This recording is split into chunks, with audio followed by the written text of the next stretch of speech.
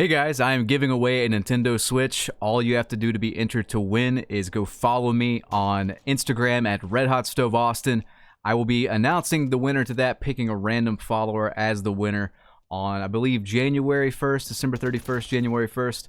So go follow there, and I will be picking a winner. Good luck with that, and let's get on to the video. What's going on, guys? Blame Truth here, the Codfather himself, bringing you another video.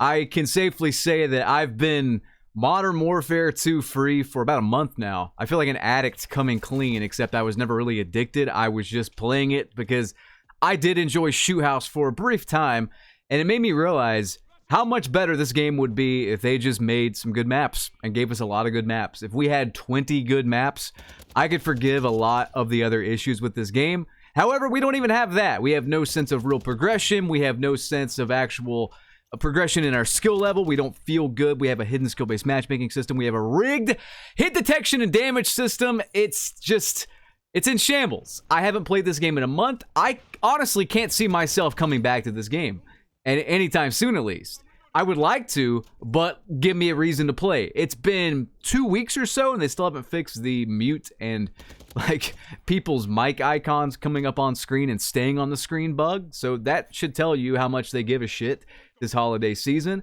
I think this bug was prevalent during the free-to-play weekend, and I found it really funny too. I checked the Steam charts like yesterday, and the game actually lost players on Christmas Eve. Like, it keeps going down. Very soon, I fear that this game's just gonna die. Like, I don't know. It's just gonna slowly bleed out. They don't really care about it. But I am kind of glad for this because it seems like a lot of people need to hear this video and see this video. And I just saw this today on Reddit. I feel like it's very relevant because I talked about this in the past, but video games are art. Video games should be made, and they should be made with the intention of providing a good experience for the player first and foremost. I get that, profit's important. You can make a good game. If it's just a good game that people like to play, it's gonna make money. But there's like a darker side to gaming now, especially AAA gaming, where the developers and the publishers are not out to make a good game. Their heart and soul is not into making a good game. They are simply out to nickel and dime their consumer base to death. They're not out to make a good experience, a game that could be considered a great artistic endeavor, like God of War or Elden Ring this year. They are out to make a game that gets people to play it, sink time into it, and spend money on it. It's literal addiction. It's literal addiction.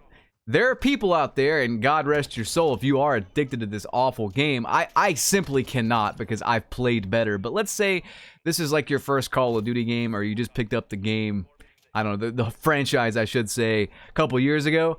You might think this is good. You might not know better, So you might get addicted to it. And check this out. I read this on Reddit today. I just want to run it by you guys.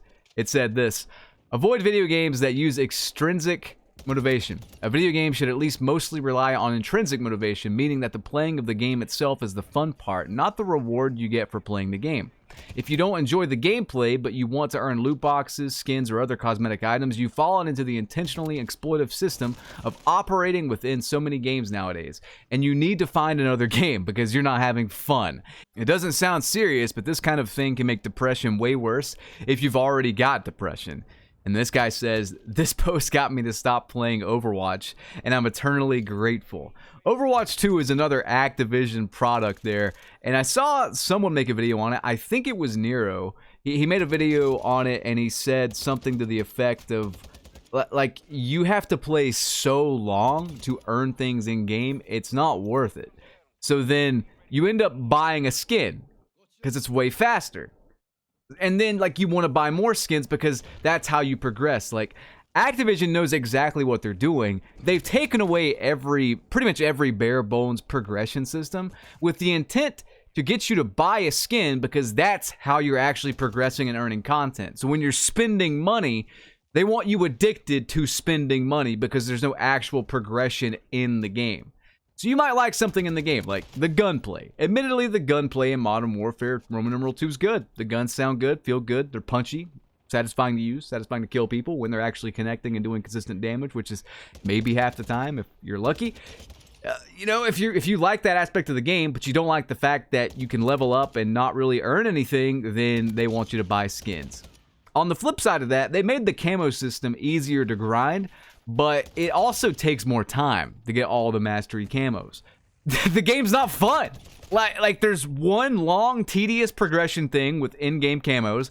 There's another tedious progression thing with real-life money and the battle pass and stuff, and that's it. There's nothing else to do. And the core gameplay sucks a big fat kick. It does. There's nothing to play for, and the core gameplay sucks. I remember way back in the day. Let me put on my old man spectacles here and get my wheelchair out, my hover round, my walker, and say, back in my day, in Call of Duty 4, Modern Warfare 1, 2007, I have to really let you guys know which game it is. But back in that game, I remember getting gold camo on, you can only get gold on one weapon. You had to get all the camos done for every weapon in that category, and you get one gold weapon. It was usually the weapon that would make the most sense gold. I think mostly the Russian stuff.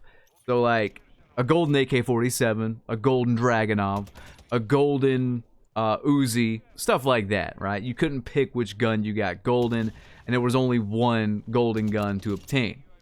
Now, I thought a cooler system would be like, I mean, obviously it was the first time doing this, so I don't see why they haven't done this in particular now, but like have a system where you unlock all the camos and then you can pick one weapon in that category to go gold or diamond or whatever. You know, it's one mastery camo, and then you can prestige your camos and like lock everything except the one thing you got mastery on and do it again to get gold on another thing, or maybe like a different mastery camo to get, I don't know. There's a lot of good ideas you could come up with. I just came up with that pretty much on the spot here. I'm one guy. 3,000 devs can't think of something like that, so I don't know, man. It boggles the mind. This game was made by literal fucking AI, dude. Arnold Schwarzenegger as like the Terminator is just, there's just clones of him making this game saying like, Joe Secot, where would you like me to put the door? Where would you like the door, Mr. Secot? And then that's it. That's just the entirety of the devs of this game. Who even are the devs? There's 3,000 of them. Where are they? How can I contact them? Where can I see them? Where can I speak to them? Where the hell are they? I don't think they exist, man. I think 4 random stoners made this game in a couple months before it actually launched. That's what it feels like. 10 multiplayer maps. 10. 11? I think there was 11, but one got copyrighted. Actually, several nearly got copyrighted. The point is that, I don't know, man. This game is not an artistic endeavor. It's just not. And that sounds ridiculous to say, but I can go back to a game like Mike Tyson's Punch-Out, play it, and it's just as fun as the first time I played it 25 years ago. You know? Super Mario Bros. 3 on NES. I can go back and play that game, just as fun. Mario 64, can go back and play that game, just as fun. A game I revisit pretty much every year is the Elder Scrolls Skyrim. I've been playing Skyrim quite a bit, and I saw this post actually on Reddit. It just came up randomly as a recommended thing, and this kind of plays into the mental health thing I've been talking about lately, like this past month. I'm doing the more real commentaries.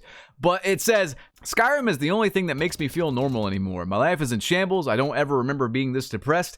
If it wasn't for the ability to escape into this world, I don't really know if I could handle life right now. I can't think of a more pathetic thing to say, but I really appreciate this game so much. It's always been there for me. And then he edits and says, thank you all so much. The support I've gotten from this has actually been helpful. You're all saints. Blessings of the 8 divines upon you all. And man, I feel that. Like, if I didn't have Elden Ring this year, God knows what I would have done. Guys, I probably would have gotten back into alcohol like hardcore and became an alcoholic. And I'm not kidding. That pains me to say, but video games have kept me out of a lot of trouble, man. I was a bit of a wild guy in my early 20s, especially early to mid 20s. I mean, hell, really most of my 20s, I was a bit off the rails, so to speak, as far as substance abuse goes. It's not something I'm really proud of, but like it is something I did, and I need to recognize that now in my 30s because I want to stay healthy. I don't want to fall back into that trap. Like, I kind of felt like I was getting to that point, you know, earlier this year. I really was. I was drinking a little bit more, and I'm like, I noticed it, I realized it, and I said to myself, let's just keep playing Elden Ring. Like, if you're gonna do something, play a video game. It may not be the healthiest thing you can do. It's not going to the gym and exercise, but it's something that'll keep you occupied until you can hopefully feel better. And I did do that, and I did not become an alcoholic again. And Elden Ring helped me out tremendously. That game really does have a special place in my heart because it came out at just the right time. I needed that game to come out when it did. I needed something to distract me from real life. Thank you From Software for that game. And thank you Bethesda and all the modders in the modding community for Skyrim. Just, these games really do help people. We need to hold these games to a higher standard. These games that just aim to get you addicted and depress you and aim to nickel and dime you to death. I mean, this isn't good stuff. This is legalized drugs, man. It really is. And I think Call of Duty is the biggest culprit for this.